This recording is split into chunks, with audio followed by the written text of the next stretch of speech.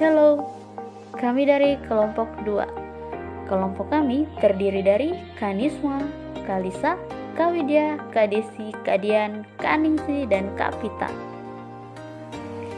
Kali ini kita akan belajar bersama mengenai pemahaman tentang peserta didik dan pembelajarannya.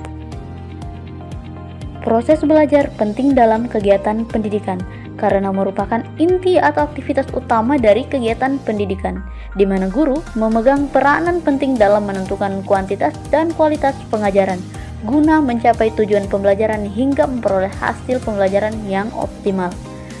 Oleh sebab itu, proses belajar harus dimulai dari diri.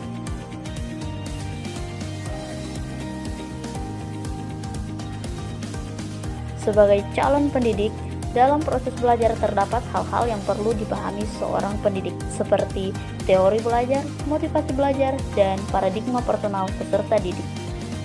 Semua akan kita bahas lebih detail dalam eksplorasi konsep belajar sebagai upaya memperoleh pengetahuan dan keterampilan yang diharapkan dapat menghasilkan perubahan tingkah laku. Terdapat 3 teori belajar, yaitu behaviorisme, sosial kognitif, dan konstruktivisme.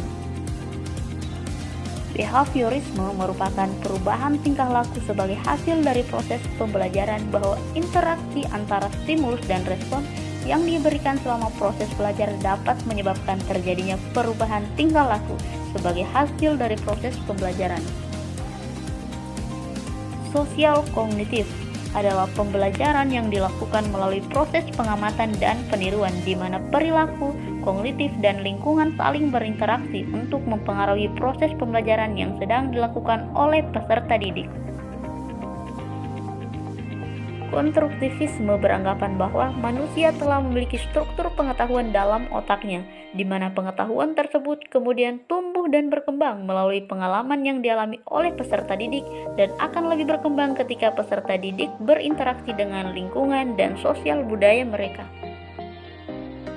Motivasi belajar adalah dorongan yang timbul dari dalam maupun dari luar diri peserta didik yang mampu menimbulkan semangat pada kegiatan belajar. Motivasi belajar terbagi menjadi motivasi intrinsik dan motivasi ekstrinsik, di mana motivasi ekstrinsik terbagi menjadi perspektif perilaku, perspektif humanistik, perspektif kognitif, dan perspektif sosial. Kemudian kita akan membahas mengenai pola pikir atau mindset. Paradigma personal peserta didik, fixed mindset and growth mindset. Berikut adalah penjelasan mengenai pola pikir.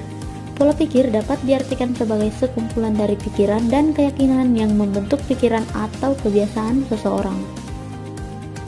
Mindset atau pola pikir terbagi menjadi fixed mindset dan growth mindset. Fixed mindset merupakan pola pikir yang mempercayai bahwa pengembangan dan peningkatan bakat tidak diperlukan untuk menjadi sukses. Sedangkan growth mindset merupakan pola pikir yang percaya bahwa kecerdasan dan pengembangan bakat dapat tumbuh seiring berjalannya waktu.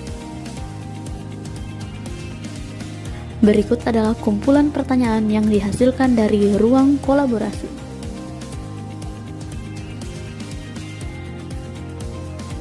Berikut adalah uraian dari jawaban nomor 1 tentang bagaimana penerapan teori behaviorisme, teori sosial kognitif, dan teori konstruktivisme di dalam kelas.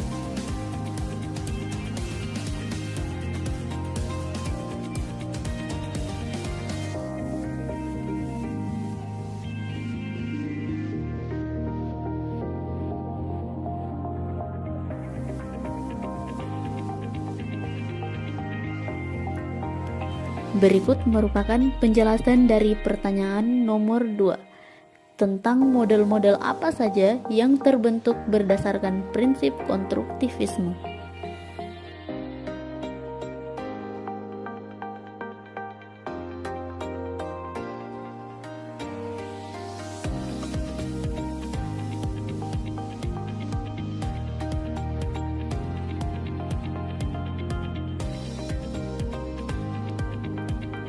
Berikut merupakan hasil diskusi kelompok tentang bagaimana perencanaan untuk meningkatkan motivasi para siswa yang ada di kelas, dan kami gambarkan sebagai berikut.